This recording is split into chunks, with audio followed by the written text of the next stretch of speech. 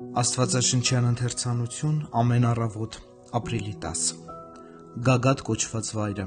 Ղուկաս ավետարան 23:33 Գողգոթան մխիթարության սար է,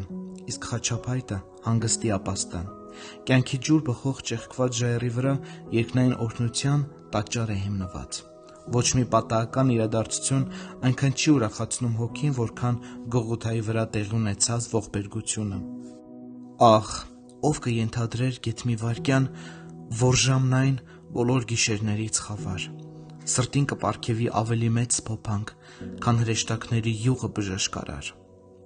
եւ որ հայացքները մեր խաչին կդառնան ավելի շուտ, քան մսուրին Բեթղեհեմի մանկան։ Գողգոթան պատած միջօրեի կեսգիշերից լույս է ծառաքում եւ յուրաքանչյուր դաշտային ծաղիկ հրճվանքով ծաղկում է ժամանակին անիծվող փայտի հովանու ներքո։ Տանջող ծարավի վայրում շնորհքն աղբյուր է փորել, որը բյուրեղյա մաքրության ջուր է բխում, որի յուրաքանչյուր կաթիլն իզորու է մեղմելու մարդկային վիշտը։ Դու որ շատ փորձություններ ես ճաշակել, ստիպված ես խոստովանել, որ ոչ Ձիթենյանց լեռան վրա, ոչ Սինա լեռան վրա մխիթարություն չես գտել,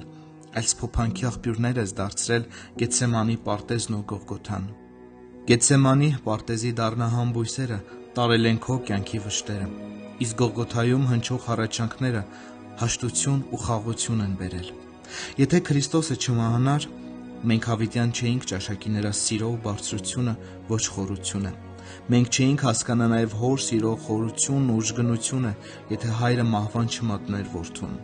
Մեզ պարգևած համընդհանուր ողորմությունները երգում են սիրո մասին, ինչպես ականջին մոտեցրած ծովախեցին, եւ շշնջում է օվկիանոսի մասին։ Սակայն եթե մենք ցանկանանք լսել հենց օվկիանոսի ձայնը, մենք պետք է ուշադրությունը սևեռենք ոչ թե ամենօրյա օրհնությունների վրա, այլ Հիսուս Քրիստոսի փոխանորդական մահվան վրա։ Սերը ճաշակել ցանկացող, ելիր Գողգոթա եւ նայիր, թե ինչպես է վշտերի այրն ընդունում մահը։